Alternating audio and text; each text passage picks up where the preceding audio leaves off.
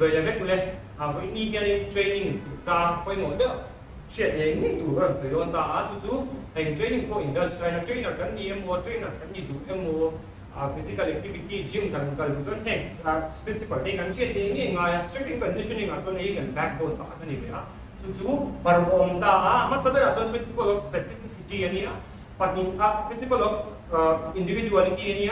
principle of specificity ini principle of overload, principle of progression, principle of diminishing returns, principle of reversibility. Khang parute zirkhani kan training khang adanglam lo don tani. Ama sabar principle of individuality again.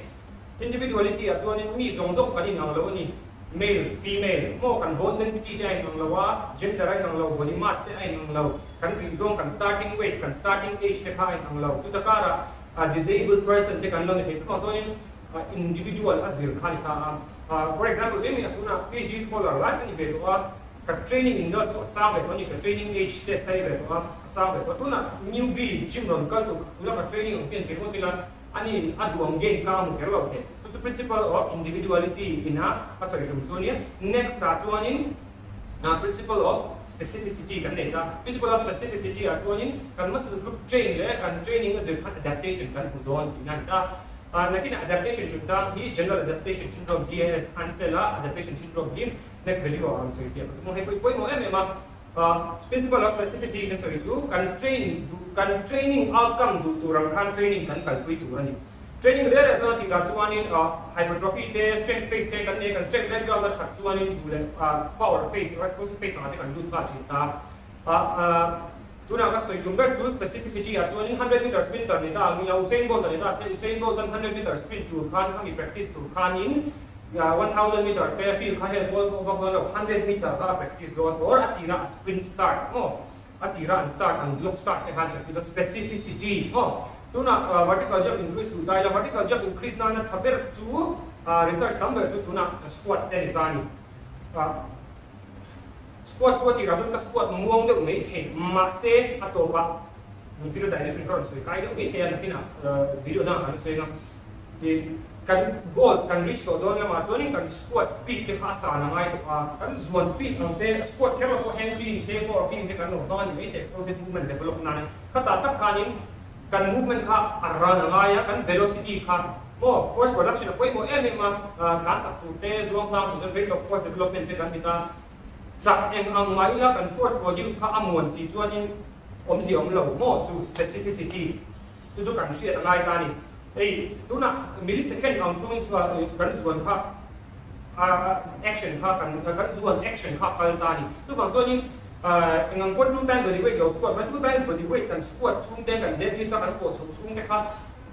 array tu power chu kan nga te ko ni ma sa kha power develop to kan specificity chu arra na ngai chu power kan develop thei na tur khanin kan da na ngai ni chu ama sabera individuality oma specificity oma don tuna overload kan sele ya adaptation om tur chuani overload angai nge overload om sia kan ti chuani tuna newbie kan nia gym ate kan kala bench press 60 kg pektai la ira 10 reps mo 3 sets 10 reps ang kal ta se 4th week apo 3 sets 10 reps akal je ati ka jon improvement na huwa 4th week 5th week ate overload mo intensity ina mo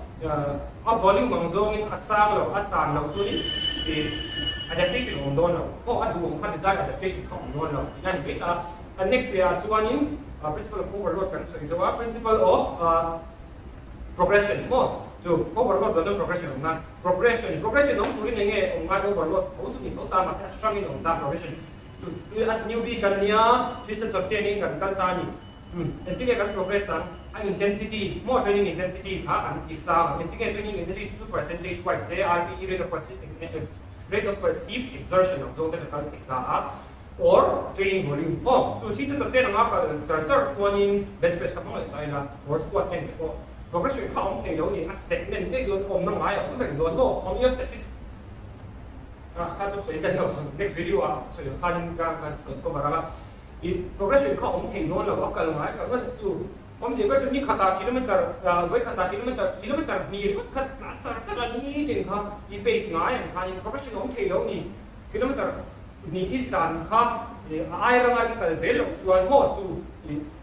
intensity sang đều ang zong ten next at diminishing returns principle of diminishing returns in a soi tu kan thil ti reng kan training reng actually tu ber chu kan training age ti tani training age tu enge training ni lo kal pui to za kan tani tu na ka training age ti to ka som chuang gym ka lo kal ve to tani chuan tu na for example newbie omne ta se min de kin don ta se vertical jump mong ta ila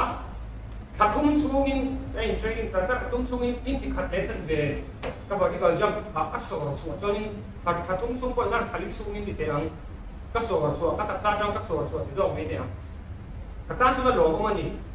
asan chu training adaptation adaptation ko ka ta sai stimulus kha lo she lo ko ta kum som chuang ka lo ti kha she lo ko tu ba ni as we age kan muscle fiber za ko ni thea ma se as we age generally kan training age tam to chuan in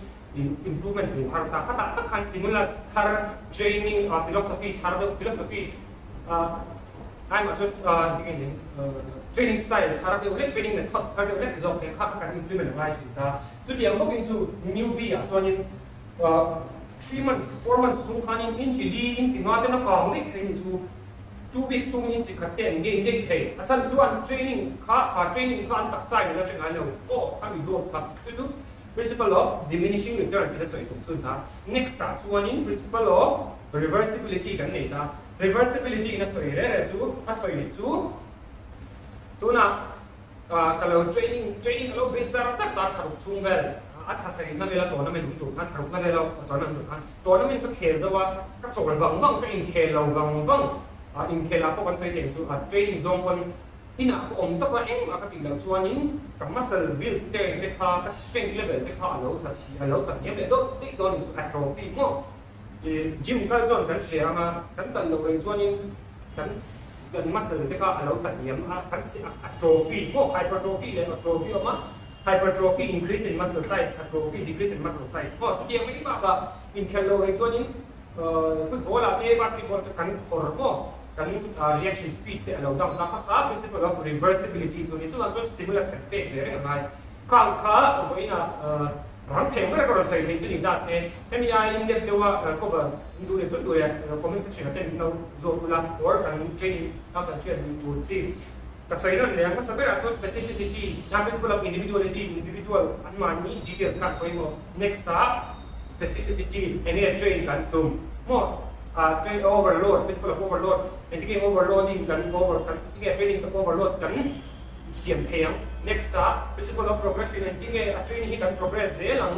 next diminishing returns a training age step sa ko and training method enge la man lo ti ren chi ta to na chuan in principle of reversibility ka zo kha boina ta na ko so he chi se next video in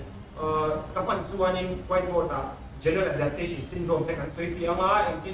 rest recovery supercompensation involution ro and it kan chi te ma ko mo em ma ani azir dianin programming kan thiam lo ke exercise selection te ko kan thiam lo ke